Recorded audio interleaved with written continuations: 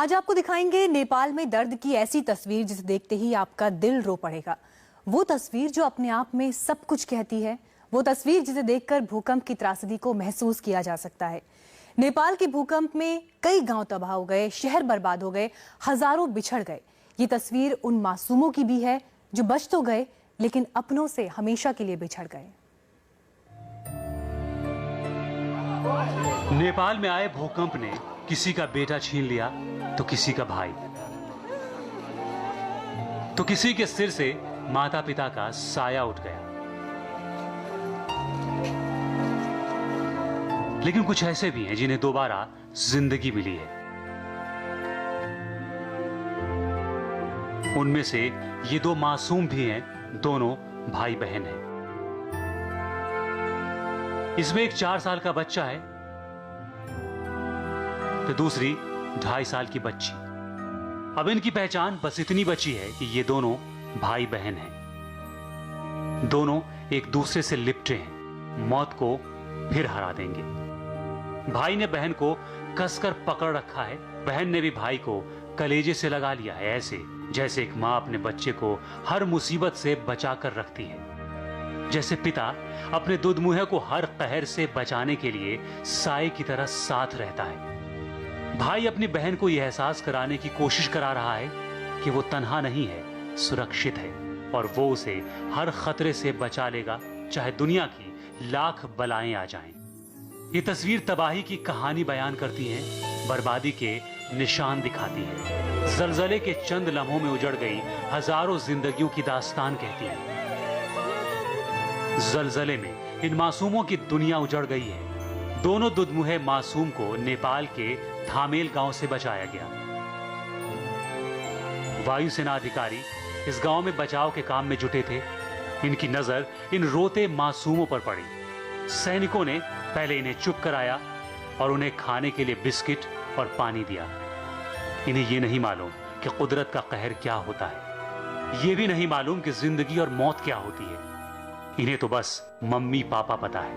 भूख मिटी तो बच्ची ने पूछ लिया, मेरे मम्मी पापा कहां हैं?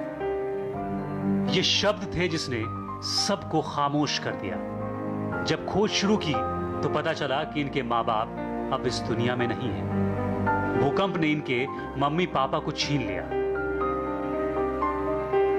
इन बच्चों को एहसास भी नहीं कि इन पर क्या गुजर रही है। जो मां की गोद के हकदार थे वो तन्हा रह गए।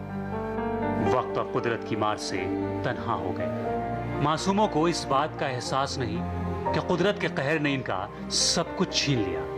अब ये दोनों इस दुनिया में तन्हा हैं, अकेले हैं। अब अकेले ही इन दोनों को अपनी जिंदगी संवारनी होगी। भूकंप ने नेपाल में जमकर तबाही मचाई, सब कुछ उजाड़ दिया। वहीं कुछ ऐसे चेहरे सामने आ रहे हैं जिन्होंने खुद जिंदा बचने की कल्पना नहीं की थी। ऐसा ही एक चमत्कार हुआ दानी थापा के साथ।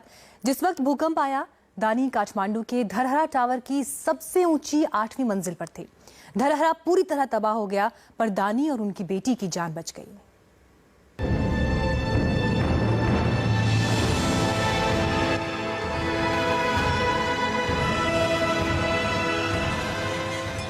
धरती हिली तो काठमांडू की शान धरहरा टावर चंद सेकंड में जमींदोज हो गया। लेकिन इस तबाही के बीच एक बड़ा चमत्कार हुआ और इसकी जीती जागती मिसाल है 25 साल की दानी थापा। जब भूकंप आया उस वक्त दानी अपनी 2.5 साल की बेटी के साथ धरहरा टावर की 8वीं मंजिल पर थी। अपने कैमरे में काठमांडू शहर की तस्वीरें कैद कर रही थी। चंद सेकंड बाद क्या होने वाला है, दानी को इसकी भनक तक नहीं थी। अचानक जलजला आया और पूरा का पूरा धरहरा टावर मटिया मेट हो गया।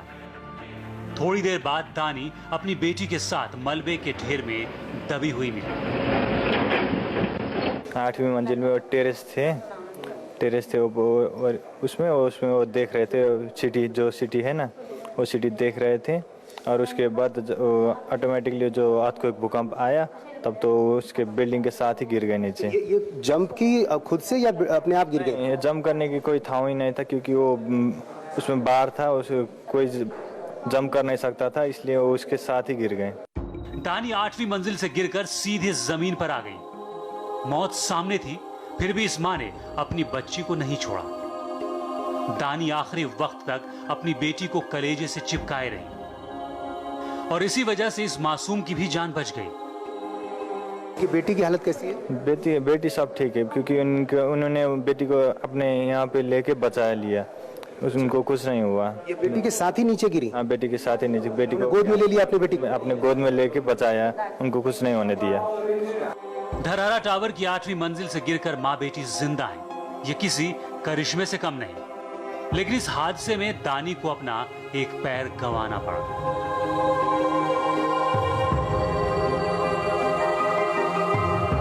हाँ, सीधे बच्ची के साथ गिर गए। बच्ची को ऊपर ले लिए, बच्ची ऊपर थी थोड़ा, और दूसरे किसी ने बचा लिया बच्ची को। और ये अंदर फंसी हुई थी, आधा फंसी हुई थी, आधा ऊपर थी।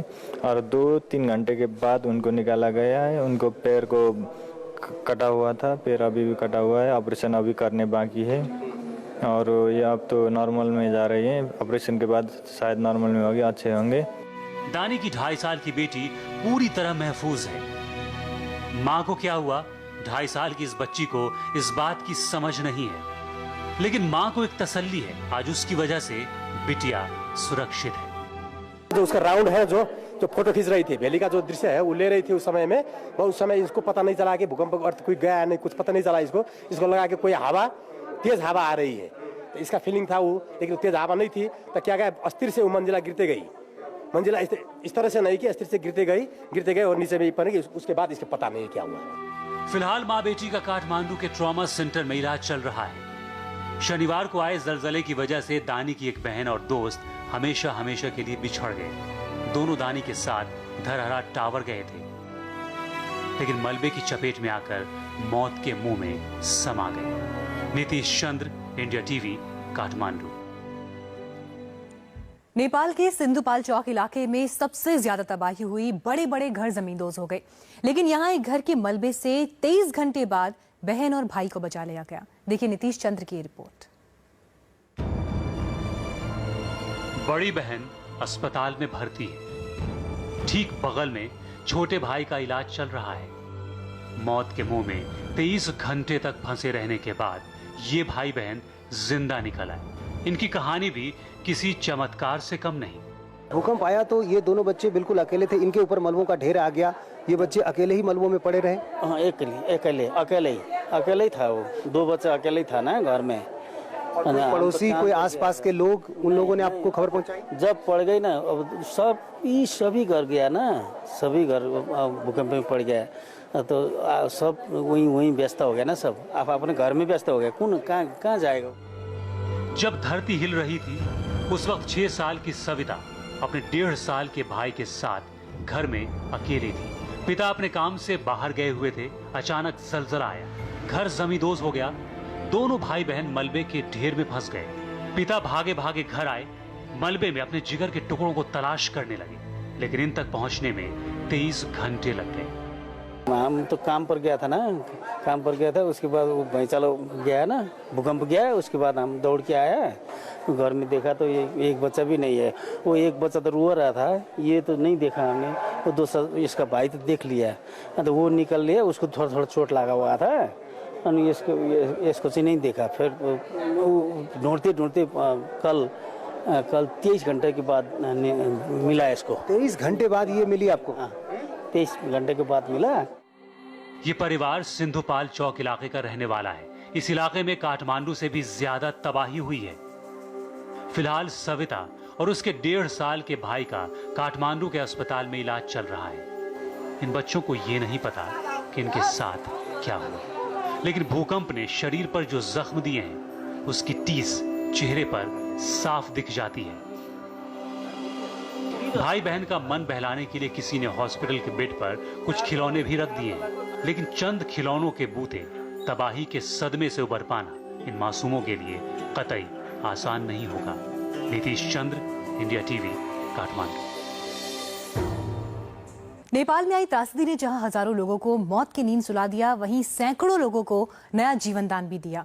किस तरह उनकी जान बची, कैसे उन्होंने मौत को मात दी, इसका पता किया India TV reporter Viresh Pandey ने। हमारे रिपोर्टर्स ने कुछ ऐसे ही लोगों से बात की जिन्हें कुदरत के कहर से बचने की उम्मीद बिल्कुल नहीं थी। चेहरे पर गंभीर चोट, हाथ में प्लास्टर और गुमसुम चेहरा। मौत से लड़कर इस लड़की को जिंदगी दोबारा मिली है। नेपाल में आई आपदा ने हजारों जिंदगी ले ली, लेकिन ये खुशकिस्मत रही जो बच गई। इसकी आंखों में अब भी डर दिख रहा है।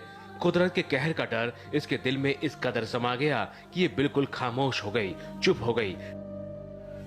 न किसी से बोल रही है, न कुछ बता रही है। इसके मम्मी पापा कहाँ हैं, परिवार कहाँ है, कुछ पता नहीं। अस्पताल के बिस्तर पर बस अपनों का इंतजार कर रही है। ये अकेली नहीं है। काठमांडू के अस्पताल में ऐसे कई लोग हैं जिन्हें जिंदगी दोबारा मिली है। ये है रूपा करियाली, जो मौत के मुंह से बचे हैं।